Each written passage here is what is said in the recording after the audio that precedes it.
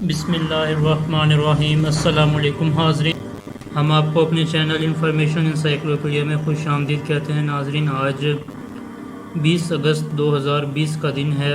آج کے دن کے حوالے سے ایک اسلامی معلومات ڈسکس کرنے جا رہا ہوں آپ سے۔ 20 اگست 636 جنگ یرموک میں فتح مسلمانوں کا مقدر بنتی ہے، شام فتح ہوتا ہے، کیسر کا نام و نشان مٹ گیا۔ جنگ یرموک 15 اگست 636 سے 20 اگست 636 تک جاری رہی۔ اس فتح کی داستان بیان کر رہا ہوں، آپ اپنے دوستوں کے ساتھ بھی ضرور شیئر کیجیے گا۔ یہ وہی جنگ ہے جس میں 3 صحابہ ایک دوسرے کے لیے پانی کا احسار کرتے ہوئے شہید ہو گئے تھے۔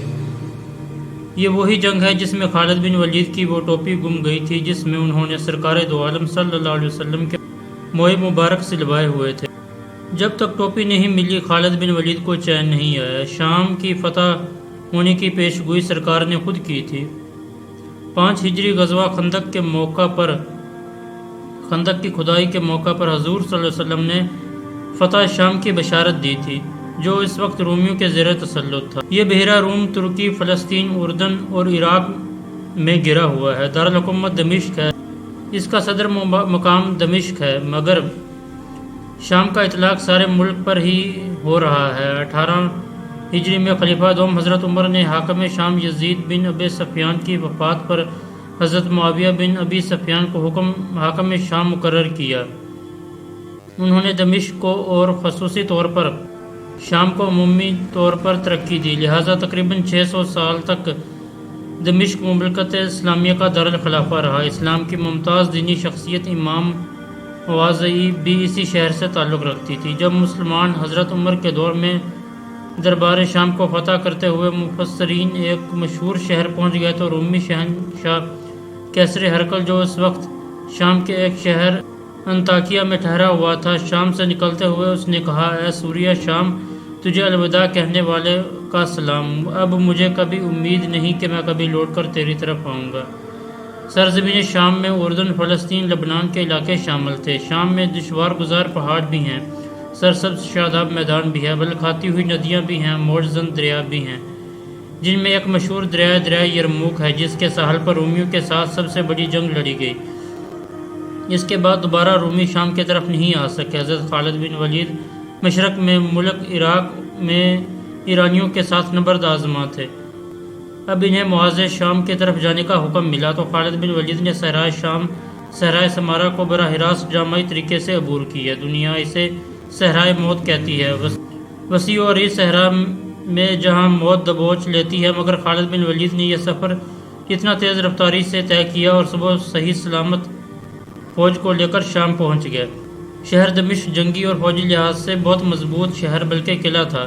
شہر کے گرد ایک مضبوط فصیل تھی اور فصیل کے باہر ایک خندق تھی جو پانی سے بھری رہتی تھی۔ گویا شہر کا محاصرہ کیا جا سکتا تھا مگر فتح نہیں کیا جا سکتا تھا۔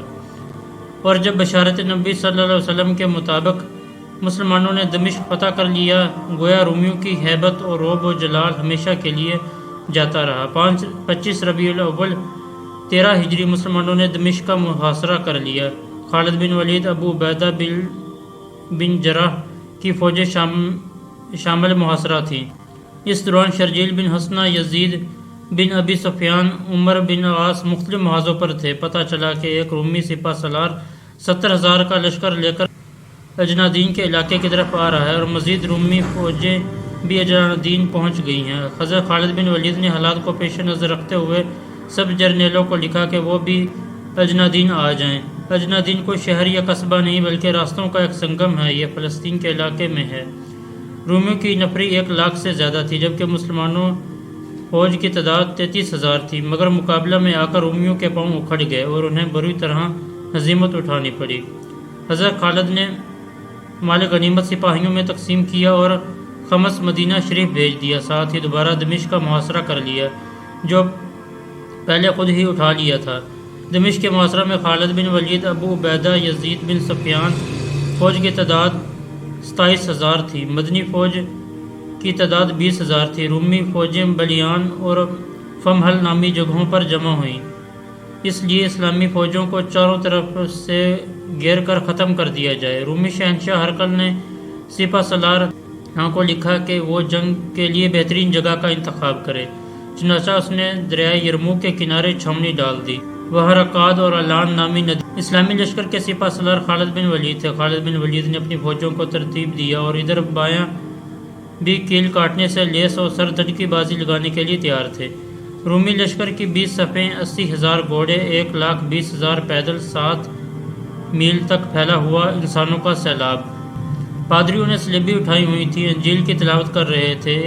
30,000 فوج 101 اور 10 کی ٹولیوں میں اپنے آپ کو زنجیروں سے باندھ رکھا تھا تاکہ بھاگے نہیں۔ 15 اگست 636 کو دونوں لشکروں کا سامنا ہوا اور 20 اگست 636 عیسوی کا دن تھا جب جنگ کا فیصلہ ہوا۔ اس جنگ میں حسب دستور اسلامی فوج کی خدمت میں خواتین بھی تھیں، جن میں حضرت ابو سفیان کی بیوی حضرت ہندہ تھیں۔ فوج میں کچھ بدری صحابی اور 10 مبشرہ بھی تھے۔ حضرت خالد بن ولید کہا کرتے تھے، زندگی میں 3 جنگیں ڈرامائی حیثیت رکھتی ہیں: جنگ احد جب میں مسلمان نہیں تھا، جنگ یمامہ جب اقربہ جو مسلمہ کے خلاف لڑی گئی تھی اور مارا گیا تھا، جنگ یرموک جس میں رومیوں نے پوری قوت جمع کر رکھی تھی۔ رومیوں کی یہ جنگ اتنی زبردست تھی کہ وہ فاتح نظر آئے، وہاں سے ایک بھی مسلمان بچ کر نہیں جا سکتا تھا، مگر اللہ کی نصرت، خالد بن ولید کی حربی حکمت عملی اور اللہ کے رسول صلی اللہ علیہ وسلم کی پیشگوئیاں سچ ثابت ہوئیں۔ عرب ممالک اپنے ملک سے کتنے دور تھے، مختصراً تعداد، سامان، حرب کی کمی، اس کے باوجود ان لوگوں کا اللہ کی تائید پر بھروسہ تھا۔ خالد کی جنگی حکمت عملی نے دشمن کے چھکے چھڑا دی اور ان کے پاؤں اکھڑنے لگے۔ رومی بھاگنا شروع ہو گئے۔ اب رومیوں کو کاٹا جا رہا تھا جو زنجیروں میں پروئے ہوئے تھے، ان میں سے ایک بھی بچ کر نہ جا سکا۔ رامیوں کا کہنا ہے کہ تقریباً 1,20,000 رومی مارے گئے جو زنجیروں میں نہ باندھے گئے تھے۔ انہوں نے دوسرے لوگوں کے لیے بھی مشکلات پیدا کی۔ میدان یرموک میں ہر طرف انسانوں کی لاشیں تھیں اور زمین انسانی خون سے لت پت تھی۔ راوی کا کہنا ہے کہ رومیوں نے دریائے یرموک اور رقاد اور علان نامی چھوٹے دریا کے پانیوں کا سہارا لیا، وہی ان کی موت کا سامان بنے، یعنی رومی بھاگتے ہوئے بھی انہی پانیوں میں گرتے گئے اور ڈوب کر مرتے گئے۔ میرے آقا کریم حضرت محمد صلی اللہ علیہ وسلم اور رب العالمین کی عنایتوں کا اندازہ فرمائیے کہ ایک یتیم بچہ پیدائش سے قبل باپ کے سایہ سر سے اٹھ گیا۔ چند سال بعد والدہ بھی رخصت ہو گئی۔ آپ دادا جو سرپرست تھے وہ بھی فوت ہو گئے۔ عزیز اقارب، تعلق دار، رشتہ دار، شہر والے سب مخالف ہیں، شہر چھوڑنے پر مجبور کر دیتے ہیں۔ آج اس صاحب کے غلام کوئی ایران کو فتح کرتا ہے، کوئی روم، کوئی یمن کی طرف تو کوئی مصر کی طرف۔